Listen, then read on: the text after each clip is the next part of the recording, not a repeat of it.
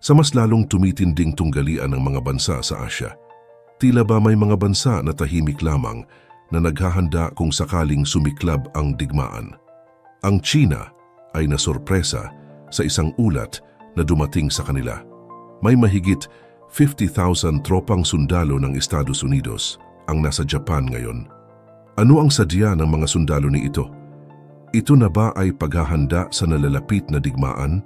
Ito ang ating aalamin.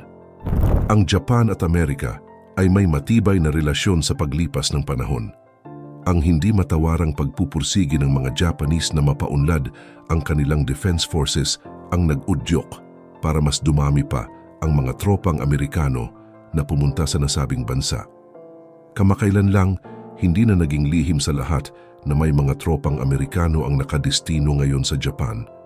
Pero alam nyo ba na nabanggit noon ng Estados Unidos na hindi sila nagpadala ng mga tauhan sa Japan, subalit sa paglipas ng mga araw, tila ba ang lihim ay unti-unti nang lumalabas. Ang katotohanan ay mayroong dalawang malalaking base militar ang Estados Unidos sa Japan na ibinahagi nila sa mga puwersa ng depensa ng Japan. Ang pinakamalaki rito ay ang Okinawa. Ang American 7th Fleet ay may naval base sa Yokosuka na ibinahagi nila sa Japanese Maritime Self-Defense Force. Samantalang ang American 5th Air Force Headquarters ay nakabased naman sa Yokota Air Base na ibinahagi naman nila sa Japanese Air Self-Defense Force. Ang mga base na ito ay hindi nagtataglay ng mga combat aircraft, pero handa sa anumang banta ng panganib. Sa Okinawa, nakabase ang pinakamalaking base militar ng Amerika. Mayroon sila ritong Marine Brigade na kumpleto sa mga armas. Bagamat ang base na ito ay lumalaki taon-taon, ginagamit na naman ito ng Japan sa mga exercises at drills sa mga nakalipas na taon. Mayroong 4 na eskwadron ng United States Air Force Interceptors na nakatalaga sa Japanese Air Base sa Honshu. Kaugnay nito, ang 50,000 troops na binanggit na nasa Japan ay halos mga tauhan ng hukbong dagat at Air Force Base at hindi mga tropang pandigma. Sa madaling salita, ang nasagap na balita ng China na naghahanda ang Amerika sa posibleng paglusob ng Beijing sa Taiwan ay maaring misinterpretation, subalit hindi pa rin naalis ang ibang espekulasyon na ito na nga ang hukbo na ilalaban nila kung sakaling lumusob ang China sa bansang Taiwan. Sa mga hindi nakakaalam, ang Japan ay laging bukas ang mga base nito para sa Amerika, kaya naman malaya ang Amerika na gamitin ito kapag nagkaroon ng digmaan. Kung babalikan ang nakaraan, matagal nang umalis ang mga hukbo ng Amerika sa Japan. 60 years na ang nakaraan. Samantalang marami ang hindi nakakaalam nito, ang katotohanan ay ang mga Amerikano ay hindi na wala na talagang mga tropa sa Japan, kung hindi ay nagtataglay lamang ng mga base at personnel para makatuwang ang mga puwersa ng depensa ng Japan. Ang pagkakaroon ng mga base at nagtataglay ng personnel ng Amerika sa Japan ay isang mahusay na pagsasaayos para sa parehong mga bansa. Ito ay nagsisilbi bilang isang protection force laban sa panganib sa Asya. Ang mga elemento ng 5th Air Force at 7th Fleet sa Japan ay talagang nakakamangha dahil sa angking husay nito sa diskarte sa pakikipaglaban. Ang Navy at Air Force ng Japan ay maasahan din sa pakikipaglaban.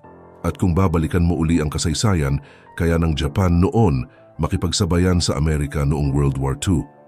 Mapapansin din na ang 8th Army, 7th Fleet at 5th Air Force ay una nang naatasan sa Australia noong 1942 upang tumulong sa pagtatanggol laban sa potensyal na pagsalakay ng mga Hapones at pati na rin sa paghahanda sa malawakang opensiba upang labanan ang imperyo ng Hapon sa loob ng 3 taon. Ang pagiging aktibo ng mga unit na ito sa mga partikular na rehiyon ay patunay ng mahalagang papel ng Estados Unidos sa pagpapanatili ng kapayapaan at seguridad sa Timog Silangang Asya.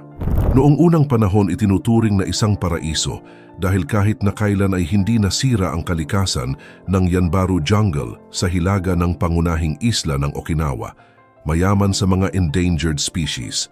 Subalit noong 2016, ang butterfly entomologist na si Akino Miyagi ay nasaksihan ng pagbabago sa lugar matapos na Ang 4,000 ektarya ng Yanbaru Jungle ay ibinigay sa lokal na autoridad mula sa Yanbaru Jungle, tahanan ng Jungle Warfare Training Center ng US Army. Sa halip na madiskubre ang natatanging kagandahan ng kalikasan, ikinabahala niya ang mga epekto ng human intervention sa kalikasan. Sa kanyang pagsusuri, natagpuan ni Miyagi ang mga labis na basyo ng bala mula sa mga sandata, hindi nagamit na cartridge at granada, mga barbed wire hedges, sira-sirang parachute sa puno, lata at plastik na bote. Ang kanyang pagiging isang entomologist ay unti-unting napalitan ng aktivismo kung saan siya ay hindi natakot ipahayag ang kanyang saloobin laban sa pagkasira ng kalikasan. Kahit na ilang beses siyang naaresto dahil sa paghagis ng mga shell casings na nakolekta niya mula sa lugar na ibinabalik ng mga Amerikano, hindi siya nagpadala sa takot. Dahil dito, marami tuloy mga Japanese ang gustong mapaalis ang mga American personnel sa Japan dahil sa masamang epekto nito sa kanilang kalikasan at mga sagradong lugar.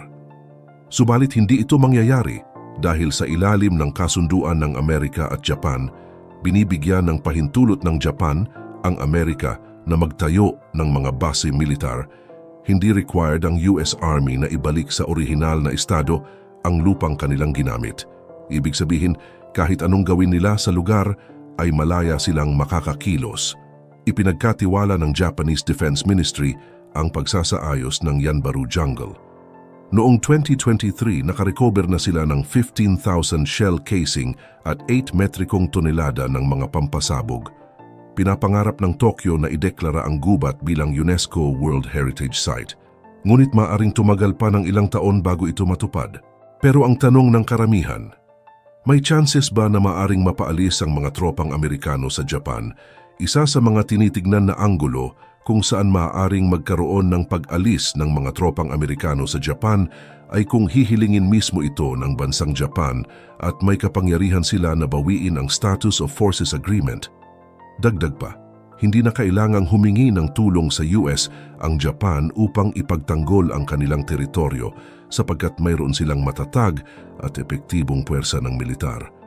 Ang pagpapahintulot ng Japan sa US na magkaroon ng mga base sa kanilang teritoryo ay nagdudulot ng kapaki-pakinabang na relasyon para sa kabuuang kapayapaan at katatagan sa rehiyon.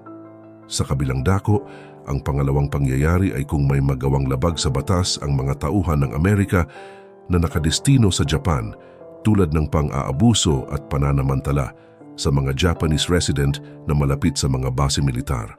Kung mangyari nga ito, hindi na nangangailangan ng Japan sa presensya ng Amerika.